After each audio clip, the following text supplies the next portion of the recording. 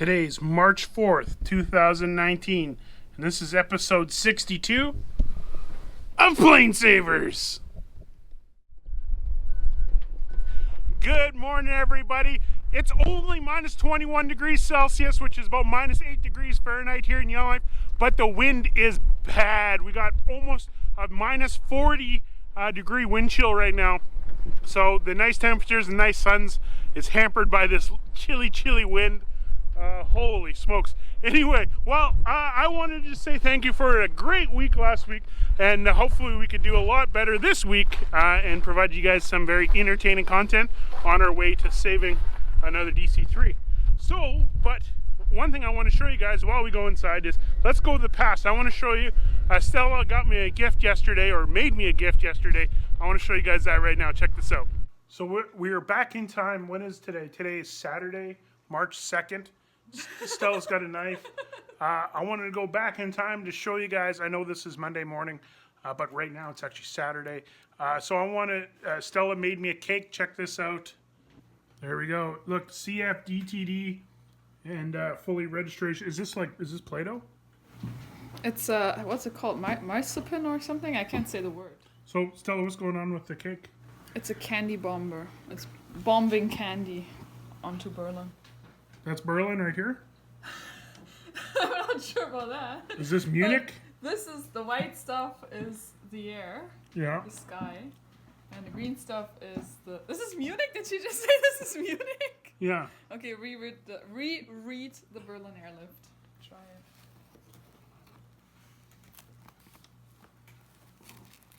Does it come off?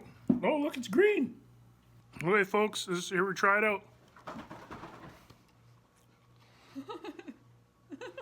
It's very good. Is it really bad? If it's bad, just eat the C of the DTD. Okay, folks, hopefully I'm alive on Monday. See ya. Thank you, Stella, for the cake. Very cool. Hope you guys like that cake. It's very good, actually. There's still a lot of leftovers here, so. But, oh my lordy, it's cold, folks. Man, sometimes that minus 35 is warmer without that wind. But, okay, so today, one thing I want to show you guys is Mart, who was the plane saver who showed us the Super Cub restoration. He is actually put together a segment for PlaneSavers. And this is like kind of our first official kind of segment, and it's all about Don Douglas, the guy who was Douglas Aircraft Company, which in turn made the DC-3. So this is a very cool, in-depth kind of like a vignette. I don't even know if that's a proper word, but a little show that he made, and I learned some stuff, and hopefully you can too. So let's check that out right now and learn the history of how we got a DC-3. So check this out. Super Cub Mart here with a PlaneSavers history lesson on Donald Douglas. One of the most iconic aircraft in all of aviation history is the DC-3, and there's a good chance you know that Donald Douglas was the man behind it, but you might not know much about the man himself.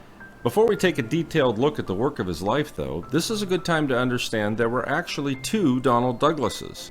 Let's jump up to the mid-1960s, in front of the very first DC-9. In the gray coat is Donald Douglas Sr., who started and ran the company as president until age 65, and in the blue coat is Donald Douglas Jr., who took over as president in 1957. It can be a bit confusing when you're talking about Donald Douglas, making sure you're talking about the right one.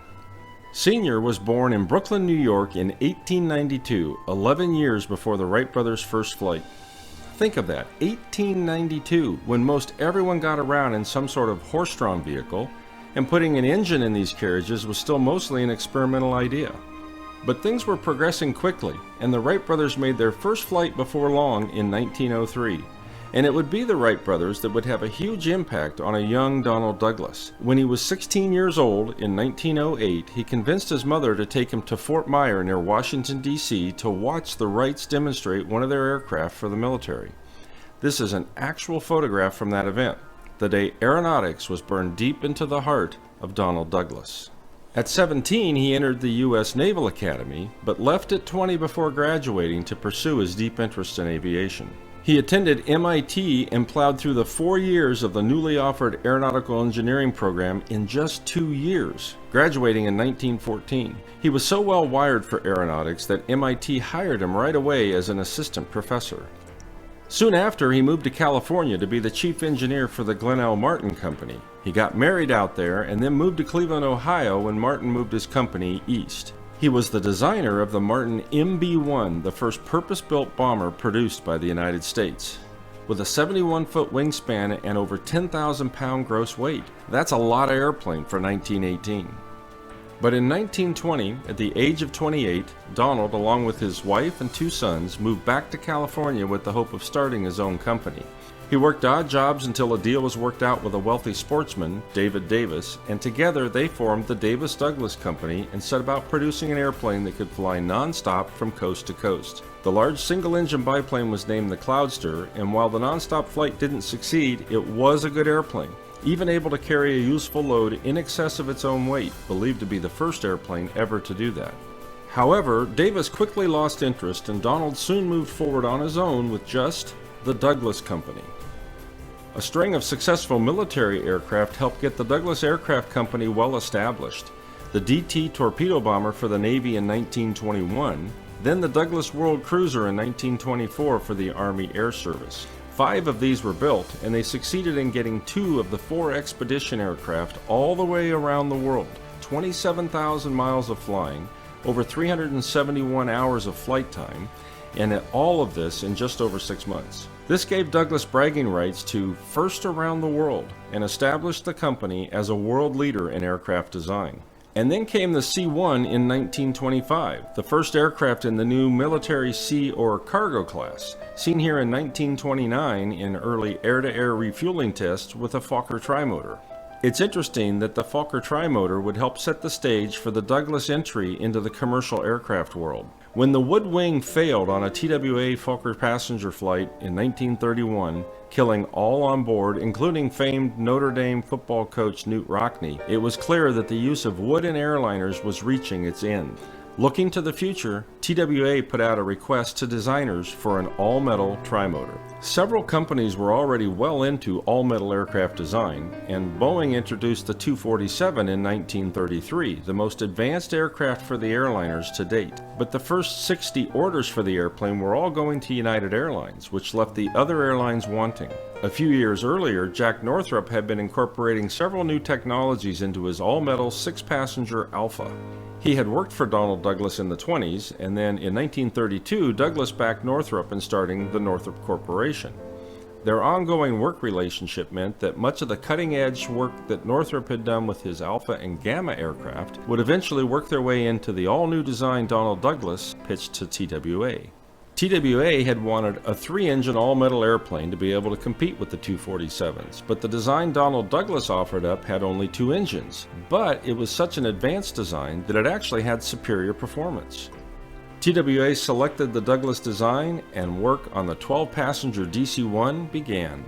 Jack Northrop's multi-spar wing design from his earlier work, which built a lot of boxes or cells into the wing structure, was adopted for the DC-1, making the wing extremely robust. First flight for the DC-1 was in July of 1933, and the DC-1 would carry 12 passengers, 2 more than the 247, and it offered speed, comfort, and safety. As Donald Douglas moved into the commercial aircraft business, his evolution, not revolution design sense proved very effective, as did his relatively conservative business practices and his honest and straightforward management style. He was also known for working 8-hour days and spending his evenings at home with his family.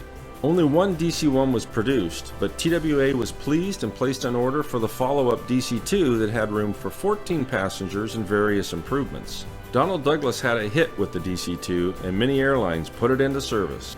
But American Airlines President C.R. Smith came to Donald Douglas in 1934 with a request for a modified DC-2 with a wider fuselage that would allow them to be used as overnight flying sleeper aircraft. American already had the slower biplane Curtiss Condor sleeper aircraft, but wanted to upgrade that part of their transcontinental service. But the DC-2 was successful as is, and this modification would require enormous effort and retooling. But when C.R. Smith secured the financing needed, Donald Douglas agreed to produce the new aircraft. The Douglas Sleeper Transport, or DST, had a fuselage 92 inches wide as opposed to the DC-2's 66 inches, and this would allow for 14 to 16 sleeping berths, or regular seating for 21 in a 3-across arrangement.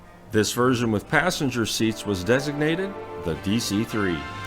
Donald Douglas had been nudged by C.R. Smith into producing possibly the world's greatest airplane. And it's pretty fitting that the first flight of the DST, essentially the DC-3, took place on December 17, 1935, the 32nd anniversary of the Wright brothers' first flight. Hard to believe only 32 years had passed with such monumental advancement in aircraft design.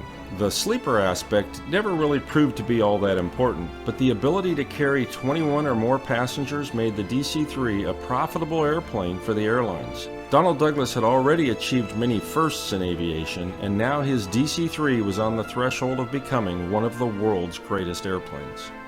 And then, when World War II came, the DC-3 went to work as the C-47 Skytrain, or Dakota as named in the RAF, and over 10,000 were built. As we well know, there are many DC-3s still flying today, even at 80 years old. The quality of both the engineering and the manufacturing is proving to be astonishing. And with efforts like we see today to preserve these amazing aircraft, they will fly on well past 100 years of age. Donald Douglas was an exceptional individual, pursuing his dreams in the sky and making his mark all over the world. He was an outstanding engineer and an accomplished businessman. He continued as the president of the Douglas Aircraft Company until 1957, when he turned that role over to his son, Donald Douglas Jr. Sr. remained on as the chairman of the board until 1967, when, at the age of 75, he saw his company merge with McDonnell. It was at that point that he finally retired. Donald Wills Douglas Sr. died 14 years later on February 1st, 1981, at the age of 88. That is so cool. Thank you, Mark, for putting that all together. I know you spent a lot of time on that, and it's very appreciative. I'm sure everyone loved it. I learned stuff. Hopefully everybody learned something. Even an expert can learn something if you pay attention. But there we go. Yeah, this episode's moving along quite good. But I got a bigger surprise for you now. DDA, which is an aircraft association in the Netherlands, who I've visited before, and actually who Stella worked with before I met her, is now sending me a video of their DC-3, and this is probably going to be some of the best footage ever on PlaneSavers. We got a lot of air-to-air footage, and they're putting a new sticker on the aircraft to celebrate 75 years of this aircraft's life. So I'm going to send you over to the Netherlands, and then sit back, enjoy the footage, and yeah, the footage speaks for itself. Check it out. Hi Mikey, this is René, Paul from DDA Classic Airlines in the Netherlands. This is our contribution for PlaneSavers!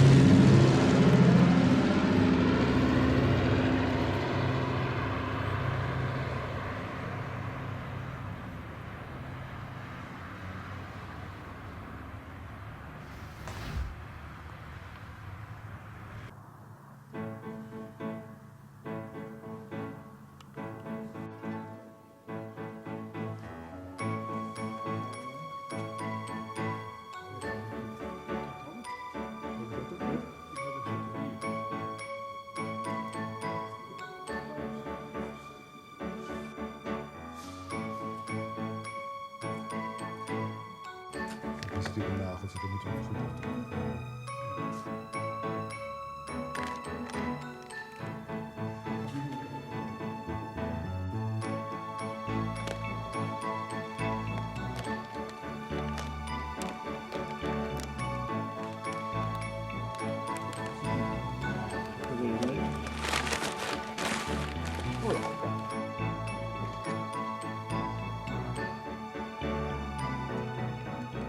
Okay, everybody, hope you liked today's episode. It was a big, long one, juicy. I think we're probably around 18, 19 minutes right now.